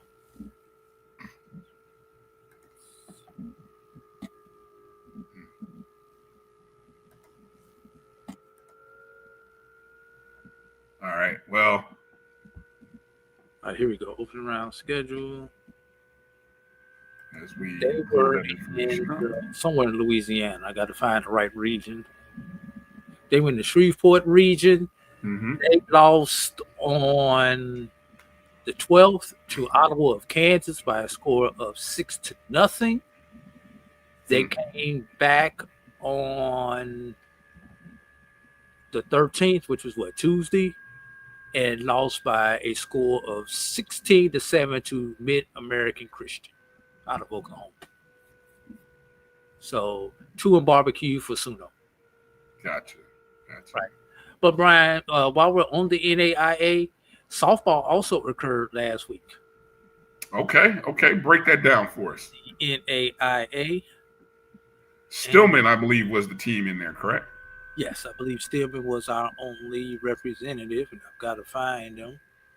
See, here we are. Stillman was defeated by Science and Arts of Oklahoma by a score of 5-3 on Monday. And then a STEM school, huh? Yes, Science and Arts. And that is hard to say because that's just like saying it backwards. Arts and science. And then they were defeated by Freed Hardman out of Tennessee, who has tended to be an NAIA powerhouse, by a score of 7-6. So Stillman was 2 in barbecue also. All right. Speaking of softball, the Division-I regional tournament, or the Division-I tournament, began this weekend. Jackson State, who won the SWAC, they were in the Tuscaloosa regional, while Howard, Howard was in the Duke Regional. And both of their seasons came to an end, starting with Jackson State, lost their opening round game. Let me see, final score in that opening round game. I had game number 2 pulled up, so bear with me here. In game number 1 against Alabama, they lost 8-0. So again, last year, I believe Jackson State didn't score a run in the 2 games in the NCAA Regionals last year. Well, they broke that streak in the game number 2 in the elimination bracket against Belmont, who was the Southern Conference or the Missouri Valley. I think it was the Missouri Valley Conference champs. Belmont was. So Jackson State got their first run in the NCAA tournament in the top of the 2nd inning. Actually tied the game up at 1-1. And I'm not going to lie, I was watching a little bit of this game, Drew. And this was actually a pretty entertaining game. Jackson State actually had plenty of opportunities, I thought, to score. Left a few runners on the base pads. They would eventually succumb to Belmont, who scored a run in the bottom of the 6th inning. Final scored Belmont 2, Jackson State 1. So overall, a good effort, good performance in that second game by Jackson State. As for Howard University, they had to open up the tournament against Duke, who was the host and the number 14 team. Duke beat them 12-0 in 5 innings on their home field. And then in the elimination game, they had to take on Coastal Carolina.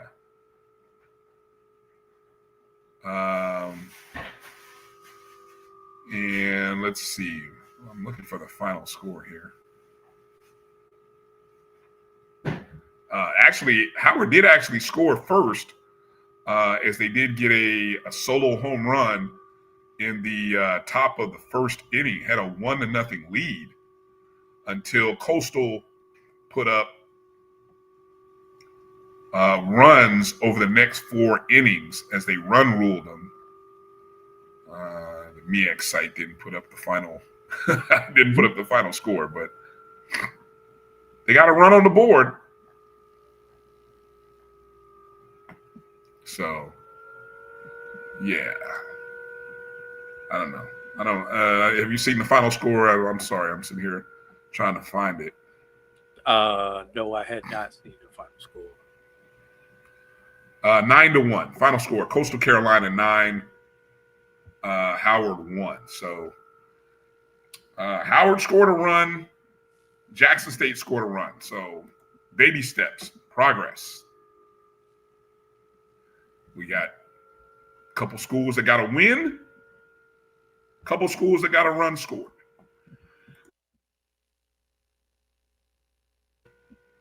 All right. Anything else that you want to add? How about the Division-II? Has the Division-II tournament started? Yes. No. Yeah. In softball. Yeah. It started and done. Oh, okay. Bowie State, I believe, was the softball representative. Yes, they were the only softball representative. All right. Well, that kind of puts a close to the softball season. I do know coming up, if you're interested in HBCU softball, minority softball prospects who affiliated with, of course, the minority baseball prospects, who you might be more familiar with. They will have an all-star weekend featuring some of the top HBCU softball and baseball players coming up in June. I don't have the exact date. After the holiday, Brian. Okay, thank you. It'll be that Friday and Saturday after the holiday. Okay. I think it's 29 and 30 or 30 and 31. Gotcha. All right. The last one of the other pieces of sports related news that we had over the past week, you had track and field championships at the Division I level in the SWAC, the MEAC, the CAA. Over in the SWAC, you had Texas Southern on the men's side, Florida A&M on the women's side, winning the SWAC Outdoor Track and Field Championships. On the MEAC, in the MEAC, you had I was watching a little bit of this as well on ESPN Plus Saturday. Norfolk State won the men's side, and Howard women won the women's outdoor track championships. Then in the CAA, home to North Carolina A&T and Hampton, the North Carolina A&T men won the outdoor championships. And then on the women's side, you had Hampton and A&T finishing second and third. I don't know, was that the order, or did I get that order right, or was it the other way around? Somebody finished Hampton. Hampton was second. Hampton second, A&T third. Yes. All right.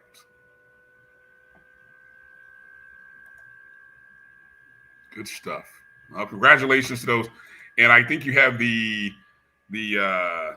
regionals, the NCAAs beginning usually this upcoming or next weekend.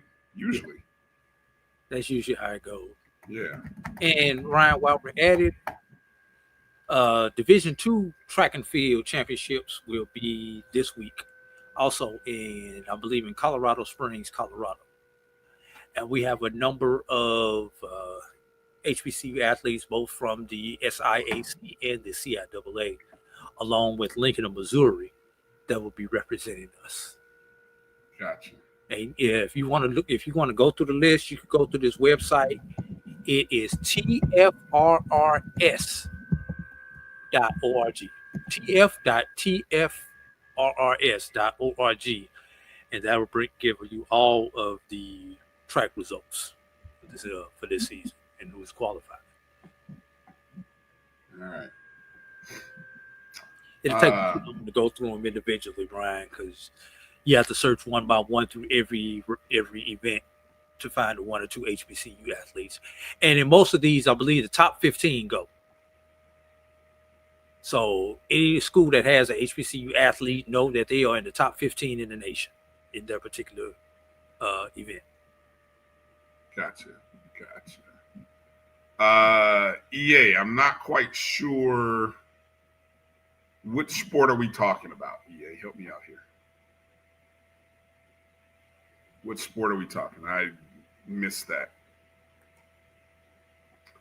One of the things that I have seen a lot of, Drew, I just happened to be jumping on HBCU Game Day site here. The use of AI to create these either Muppets or cartoon. It's like we got to get us one. It's like we done found a new tool, a new toy now. I'm going to turn. Actually, there's a new one I saw where you can turn your photo into a baby photo now. That's now a new, I've seen a couple of those.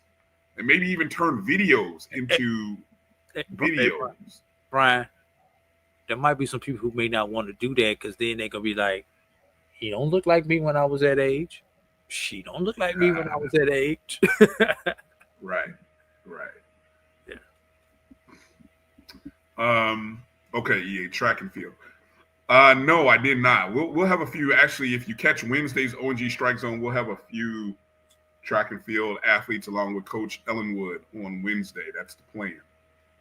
I know there's a lot going on with FAMU right now. Obviously, those of you in the know have been paying attention to that.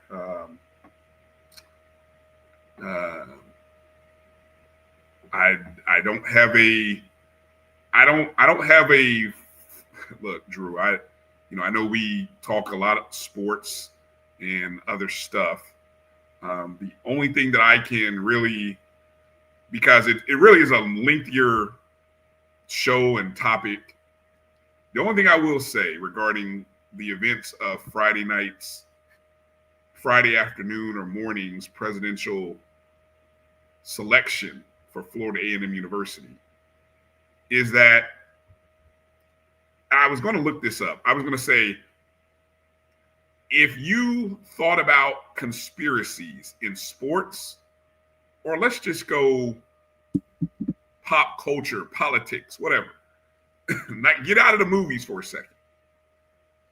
But if you said, what are the 5 most interesting conspiracies that you have seen play out?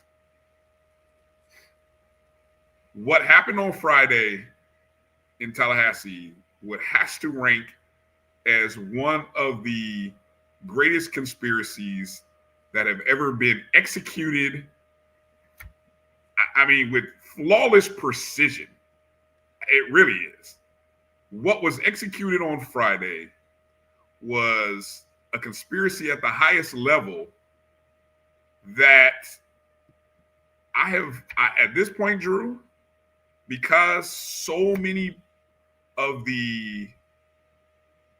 it was so blatant, and because it's so controlled by one strong political party right now, there is not much that you can do outside of understanding the importance of voting in your local and state elections. Bryan. Because it played out. I mean, if they had written a playbook, which they had a playbook, Drew. You got to imagine they had a playbook. It played out to script in the playbook, to quote our board chair, like a Lifetime movie. It was unbelievable. Bryan, let's go to breaks so I can come back and give my 2 cents on this. Yeah, I'll give you a chance to give your 2 cents, and then we can wrap up, because I don't think we got much more to get into after that. So let's do that. Let's take our final break and then come back on the other side of the BCSN Sports Wrap with Bryan and A.D. And we'll be back right after these words.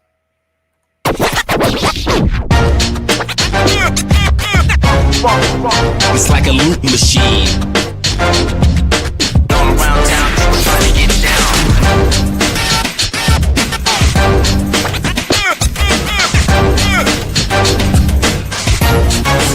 It's like a loot machine.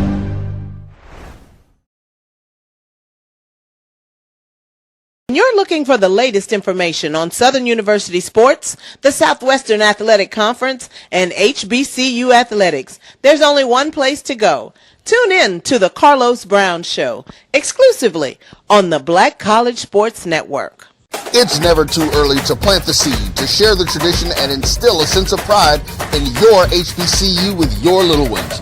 HBCU Pride and Joy Children's Boutique helps you share your school spirit with a wide selection of adorable kids apparel and accessories officially licensed from your favorite HBCU. Visit hbcupridejoy.com and follow us on all social media at HBCU Pride Joy on Facebook and Twitter. Hey y'all, it's your girl Sonia from She Say Sports. Make sure to check us out every Friday morning at 9 a.m. on Black College Sports Network, YouTube, and Linktree. And please don't forget to subscribe to our YouTube page.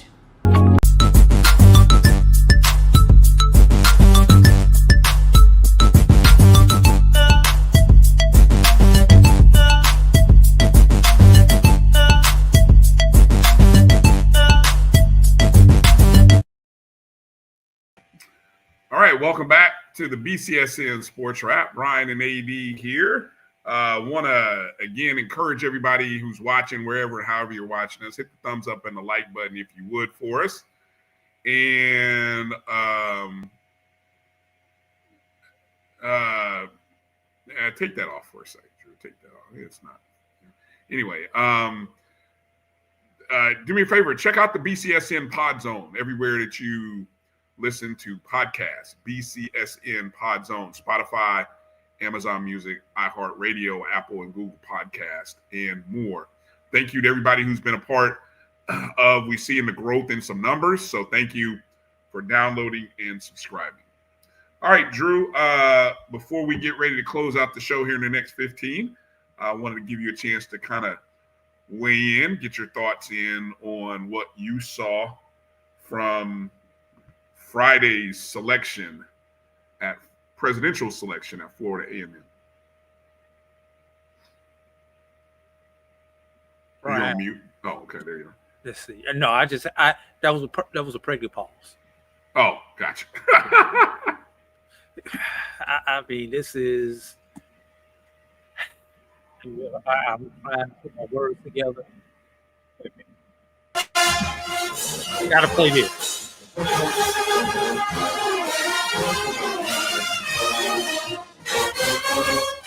You know what this song is, Brian?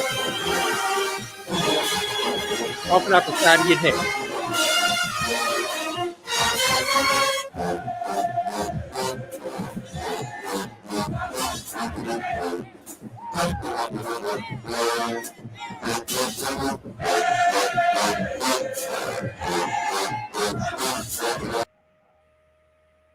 And the reason I played that, Brian, I got to stop it in my ear now. Anyway, the reason I played that, Brian, is because that's how I feel about certain individuals in this process. Before I go any further, Brian, I have to say that these opinions are my own and are not opinions of the Black College Sports Network or anyone else that I work for or that I am contracted to work for and or represent. But what I find interesting about the Marva, the fact that she was added to the selection process, and this is why I played Talking Out the Side of Your Neck, Brian, in a society where our government is trying to get rid of diversity, equity, and inclusion. That candidate was the epitome of why you need to get rid of diversion, equity, and inclusion. I don't know why she was included, because she is not our equal. And I question the diversity.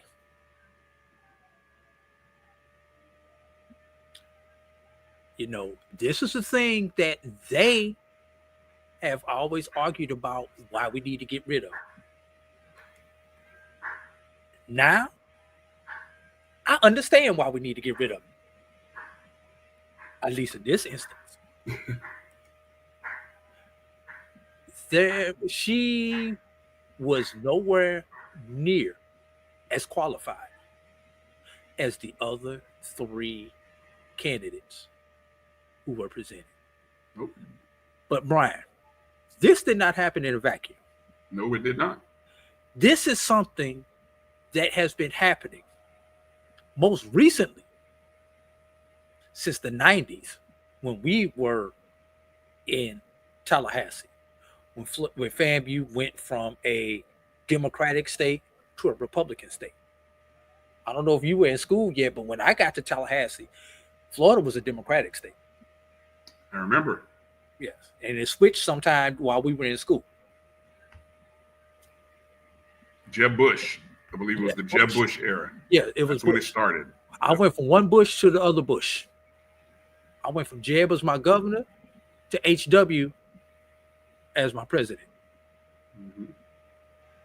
But Brian, we could take this back to the 60s with the loss of the law school, the merging of the engineering school, and other things that have happened to Florida A&M University. The closing of the hospital. Just 3 off the top of my head. This has been a slow grind that has come to an ugly head. Between what has happened at Tennessee State over the last year and a half and what has happened at Florida A&M University.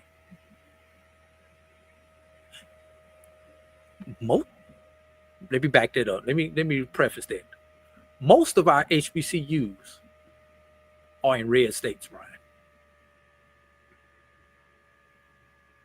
Most of our HBCUs are in red states. So you take the playbook from Tennessee State and Florida A&M. And if your beloved institution is a public institution in a red state, beware. Because this could happen to any one of our institutions. Yeah, our alumni bases are strong. Here's one of the problems, and here's one of the problems with the FAMU alumni base. Unlike you, Brian, you had an opportunity to vote. I did not, because I no longer live in the state of Florida. And that's what happens to a lot of our institutions. We go to our institutions out of state, we send our money back. But when it really comes down to it, we only have a limited voice because we no longer reside in that state.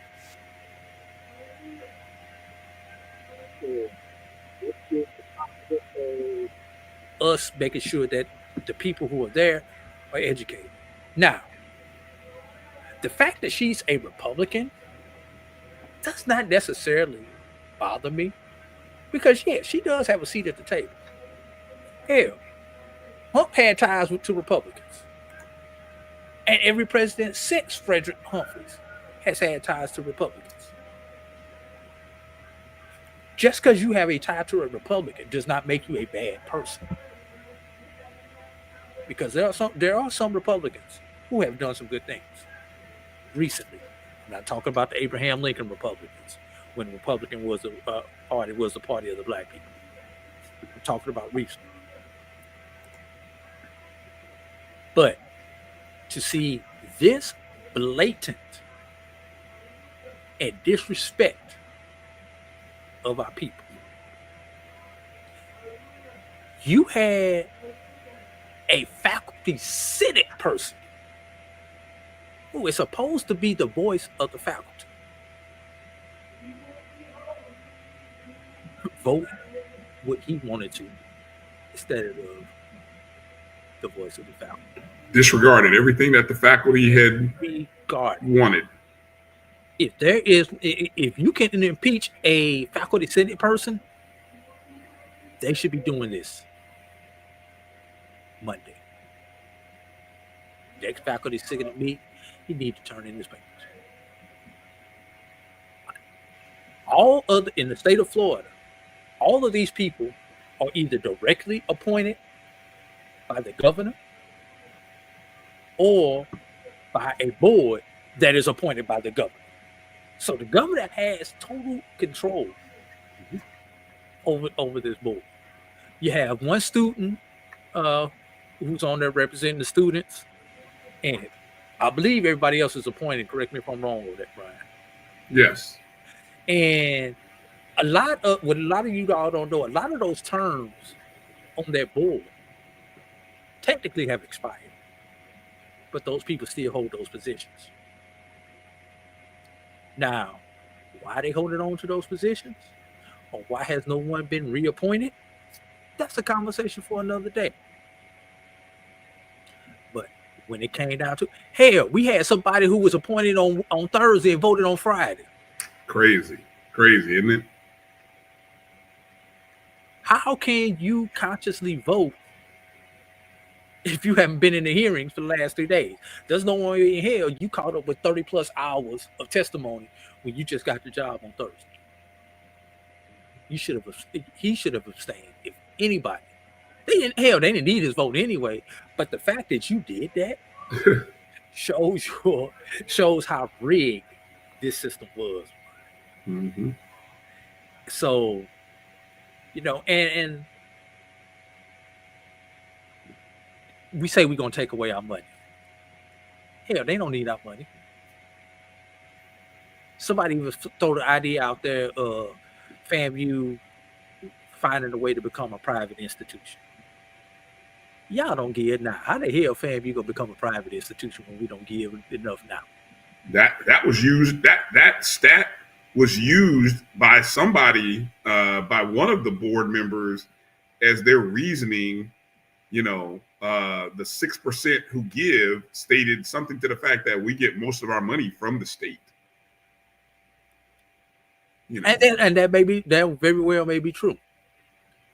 But one thing FAMU alum give in other ways. They don't.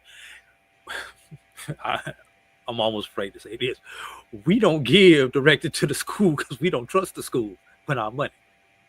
We had enough problems getting our money up out of the school when we was there. That's why we don't trust the money giving it directly to the school and making sure it goes to the right person. Maybe some truth to that. Yeah. I'm just saying. I mean, Friday was a bad day for me. That was just the start of the day. I'm still gonna love the orange and green. I'm still gonna support the student athletes of the orange and green. But we as alumni, we raise hell about our athletic director and firing the athletic director, the multiple athletic directors that we've had recently. We wanted to push the former president out the door, Brian. Yep. And pushing him out the door brings up this.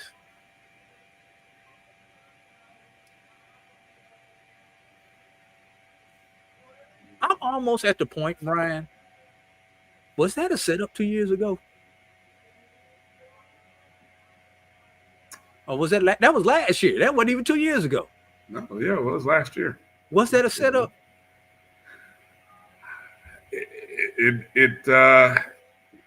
Look, it's part of the investigative. It's part of this is where a real, investigative journalist should really kind of research and how that all came to be, because it led to what occurred. I think, it led to what occurred. And had that not happened, Friday doesn't take place. And again, you brought up a great point about,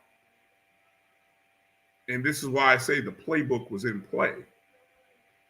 When I had to receive texts that before the process, literally last Sunday, Drew, a week ago, that she already had the votes. So the word was out. And so despite the petitions, beside the key, when people start talking about your stakeholders, the Board of Trustees completely ignored everything from its stakeholders. The stakeholders being students 1, faculty 2, alumni 3. They ignored all 3 stakeholders and their overwhelming lack of support for one candidate and support for other candidates. Right. And that's the disheartening part. And for alums who sat on that board, shame. For the alums who voted for her.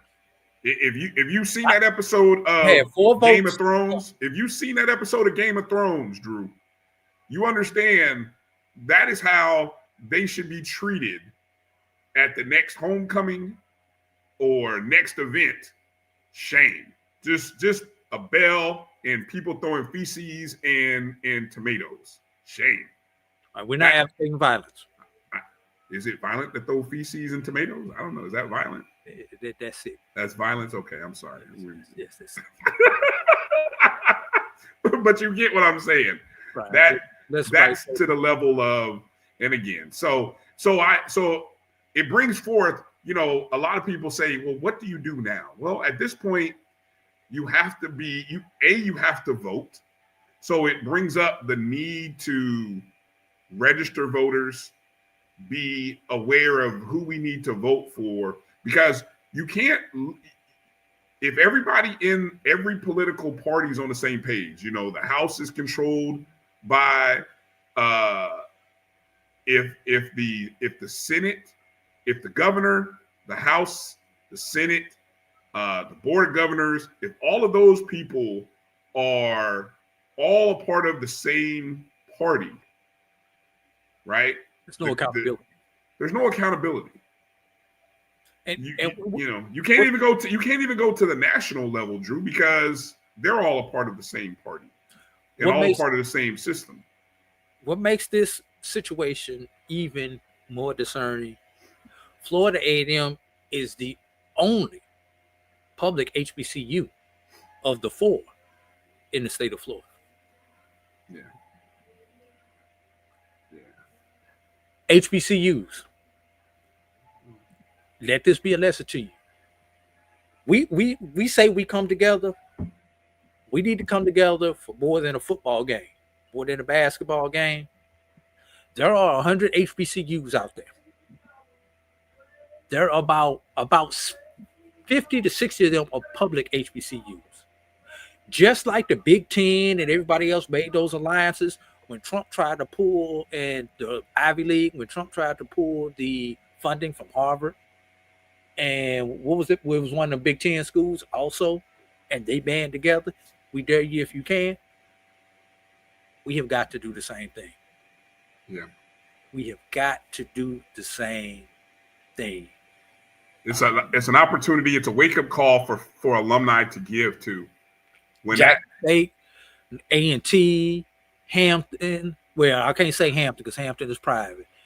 A&T, Albany State, Savannah State, Fort Valley State, you name it, Mississippi Valley, every public HBCU.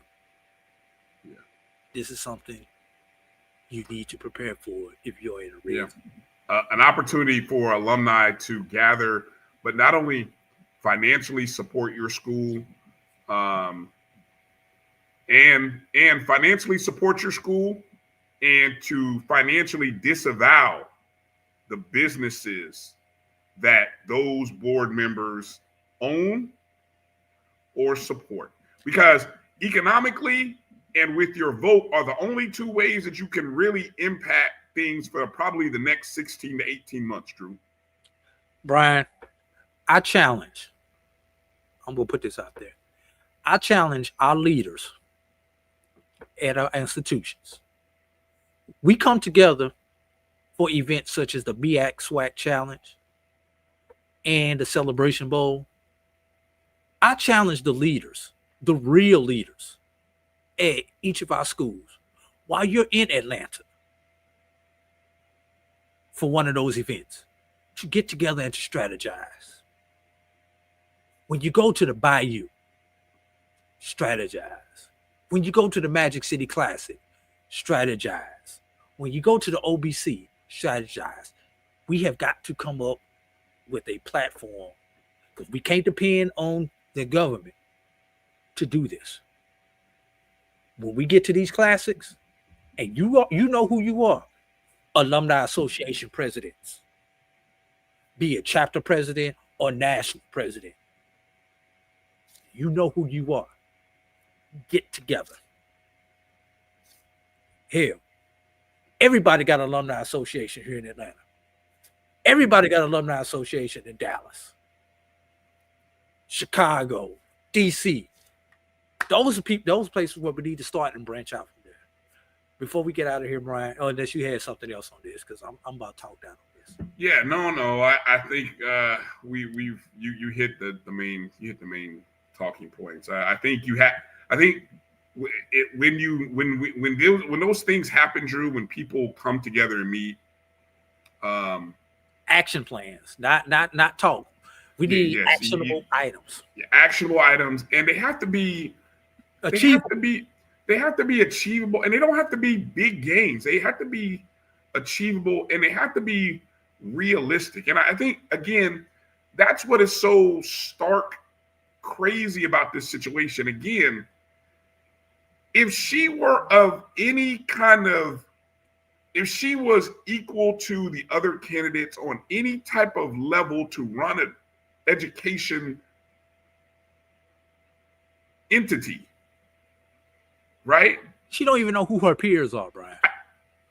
Bro, it's like asking it's like having, if you were hiring, let's take this to sports. If you're hiring an NBA coach and you've got 3 former assistant coaches in the NBA, maybe one of them was even a former NBA coach, but you went down and hired a high school, or even worse, a middle school basketball coach. He might have been the most successful middle school basketball coach, or even the most successful high school coach. But you're going to say, we were going to tap you to run this NBA franchise. You would all look at that organization and say, what the hell? That's what happened. That's the comparable of what happened. And it's not even like politics is like underneath the icing. But that wasn't even the heart of the bitterness and the beef. It was, she just wasn't qualified compared to the other 3. And nobody can dispute that. Not one survey, not one post analysis. Anybody who listened to those interviews and commentary. To go with her position. Does what? She have a terminal degree? Have a what? A terminal degree. EDS, PhD. I think she has a master's. Hell, I got a master's. That don't mean I'm qualified to be president of FAMU. I mean, if you know the right people, you might become the president of a university, I guess. I don't know. That's the part that, again, is they didn't even give us their best, Drew. They didn't even give us their best. They gave us what was available. No, they didn't give us what was available. They gave us what they wanted. Because we had others available. They gave us what they wanted. They didn't come to it. She has a law degree, so okay.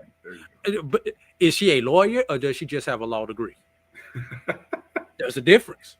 I don't know. There's a difference. I don't know. But shame. All right. Before we get out of here, Brian, I've got let's quickly. Let's get ready to get out of here. Put this to my heart. A lot of you guys Friday saw. Okay, she does have a terminal degree. Fangs up says she has a JD. Okay.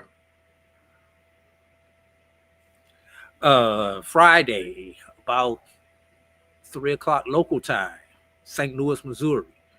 We saw the devastating tornadoes that ripped through the heart of St. Louis, Missouri. A lot of you guys know St. Louis is my hometown. Born and raised in St. Louis, and until I left to go to Florida A&M University, that is what I call home. And the tornado made my old neighborhood look like somebody just dropped a bomb in the middle of it. Anybody who follows me on Facebook saw a couple of videos that I posted. Those videos that I posted were 5 blocks from my home house. Devastation. 5 people, they have been confirmed dead. Hopefully, there's not more than that have been but lives have been destroyed. Over 6,000 structures have been damaged in some way, shape, or form, including my home house. As part of our roof was ripped off of my mother's house. So it's it was a tough Friday. Also lost my nephew on Friday, so it's been a tough weekend, Brian. Been a tough weekend. Yeah, man. My prayers and condolences to you and your family, and hopefully all of the folks in the Midwest, St. Louis, and other areas within the Midwest that were affected. Where it's turning into that time of the year where, you know, the tornadoes pick up. And that tornado came out of nowhere. Yeah, we know we always see the thunderstorm warnings and say, you know, with the watches, the thunderstorm watch and the tornado watch. And for that tornado to hit in the middle of the city, where it did, it's not like it started outside the city and just came through the city. It literally touched down smack dab in the middle of the city and ripped through the West St. Louis, Central West End, and into the north side, and then picked up and then jumped over the river into Illinois and did some more damage. That doesn't happen. I mean, it's been a couple hundred years since something like that has happened. Never has a tornado gone through that part of St. Louis. And those areas would never be the same. You know, gentrification is about to happen to those areas, unfortunately, because a lot of those areas won't get rebuilt because of the values of the home and the property, and, you know, people go come up and buy the property for cheap now. So a lot of my childhood memories may be gone. So I'm sorry, y'all. No, that's all right, Drew. I mean, it's I have to go home next weekend.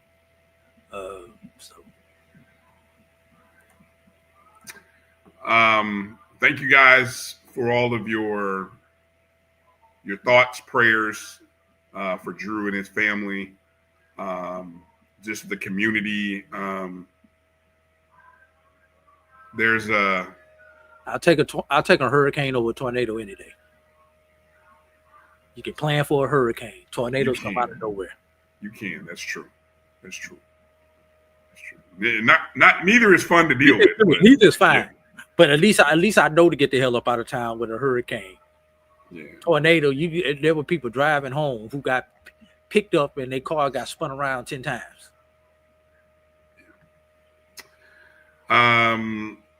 Wow, so many things happening. We're just constantly reminded to stay prayerful. Wake up in the morning, say a prayer, whether it be for your friends, your family, your university, for God just to continue to shine His light and to bless those decisions that are being made and to protect the institutions and protect His people. He will, and we have faith. That's why we have faith. So, with that said, want to encourage everybody that if you missed the first part of our show with Bethune-Cookman head coach Johnny Hernandez, I encourage you to go back and take a listen. We started the show with a great interview by Coach, and we did a good breakdown of the SWAC Baseball Tournament all in the first hour. So if you missed any parts of it, go back and check it out on YouTube or Facebook, or you can even do us better, is go download the BCSN Pod Zone everywhere that you listen to podcasts, iHeartRadio, Spotify, Amazon Music, Apple and Google Podcasts, all of those places, BCSN Pod Zone. And hit the thumbs up and the like button. Some of y'all are holding out. I don't know what's going on. Why don't nobody want to hit the thumbs up and the like button? What's going on tonight? But anyway. One last thing, Brian. Yeah, close it out. Introductory press conference for Morehouse's new basketball coach, head coach Larry Dixon, will occur at 10 a.m. Eastern, 9 o'clock Central, right here on the Black College Sports Network. So if you want to find out about the new Morehouse basketball coach, make sure you tune in here tomorrow morning and see the live press conference right here on the Black College Sports Network and also on the Maroon Tiger Sports Network. All right. Well, thanks again, everybody, for being a part of the show. For A.D. Drew, I'm Brian Fulford. Thanks for watching tonight. Be well. Have a great week. And God bless you all. Peace out. Travel light, everybody. Mahalo. But EMI, you stay on